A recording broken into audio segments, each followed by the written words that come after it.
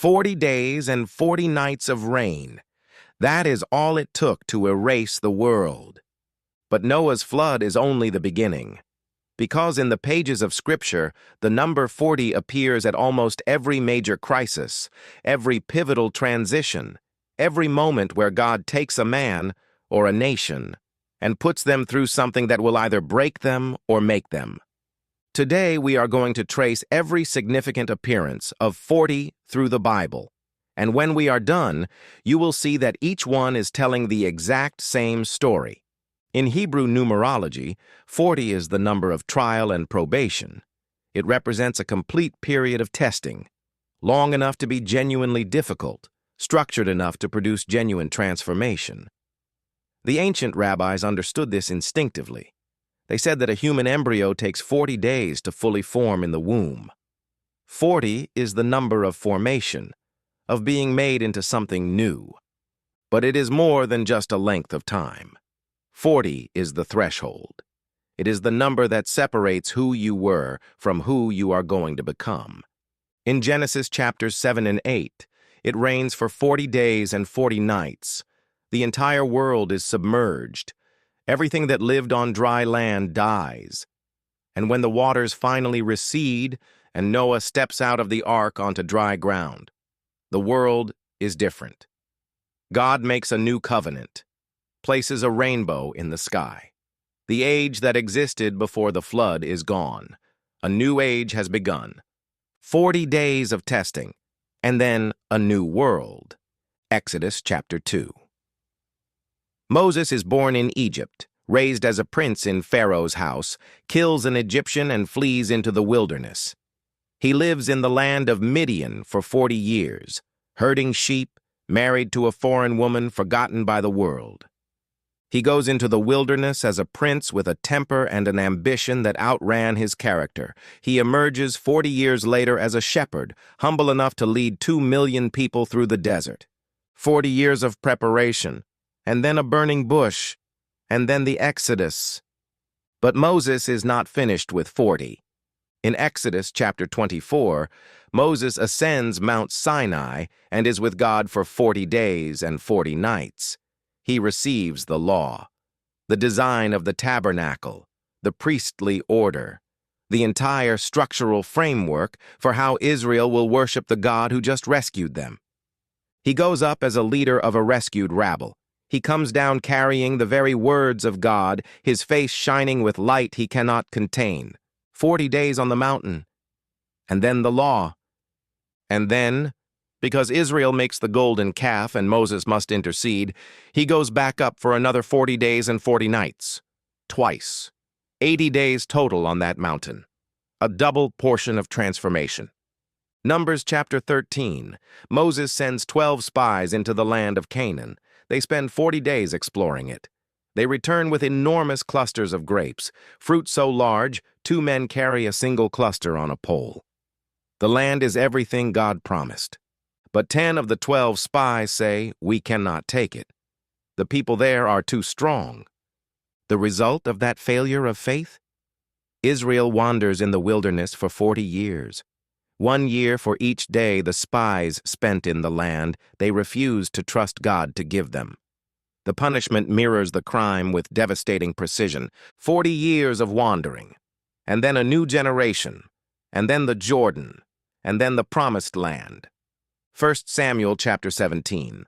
The Philistine giant Goliath comes out every morning and evening for 40 days, challenging Israel to send a champion against him. For 40 days, the army of God cowers in fear. For 40 days, no one rises to meet the challenge. And then a shepherd boy walks onto the battlefield with 5 smooth stones and a leather sling. And on the 41st morning, Goliath falls face first in the dirt, and the army of Israel erupts in pursuit. 40 days of testing, 1 day of transformation, and then a new king in waiting. 1 Kings chapter 19. The prophet Elijah has just called down fire from heaven on Mount Carmel. He has slaughtered 450 prophets of Baal.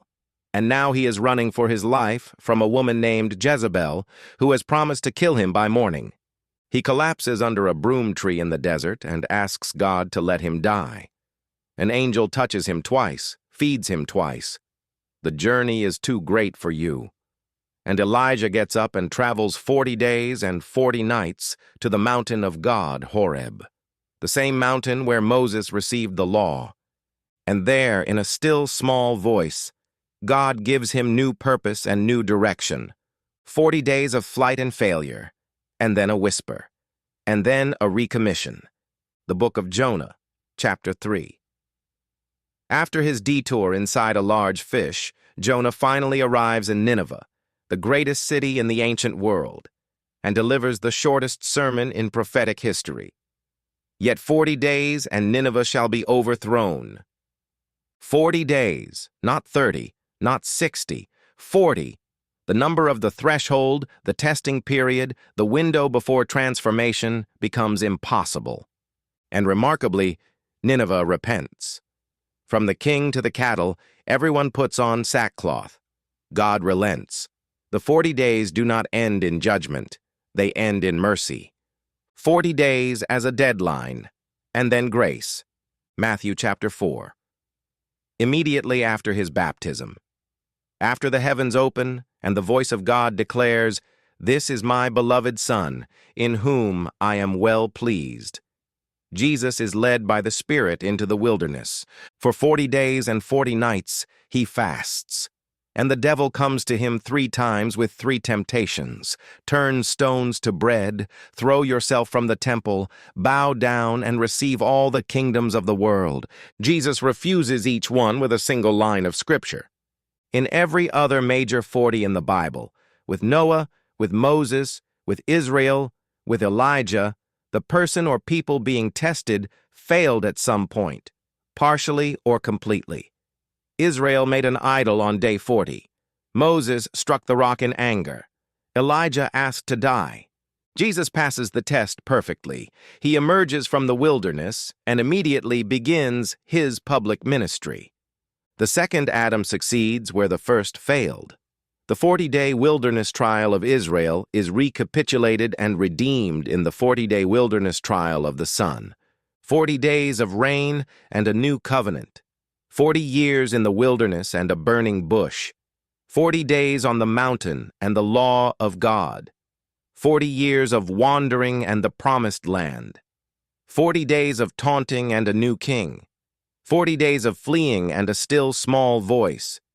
40 days until judgment and the mercy of God. 40 days of temptation and the inauguration of the kingdom. Every 40 in the Bible marks the same threshold, the end of who you were and the beginning of who you are meant to be. The Bible is not a collection of stories. It is one story, and the number 40 is one of the threads that binds it all together. Next time, we explore the number 12 and the staggering precision with which God used it to structure his covenant people across every age of redemptive history. Subscribe so you do not miss it.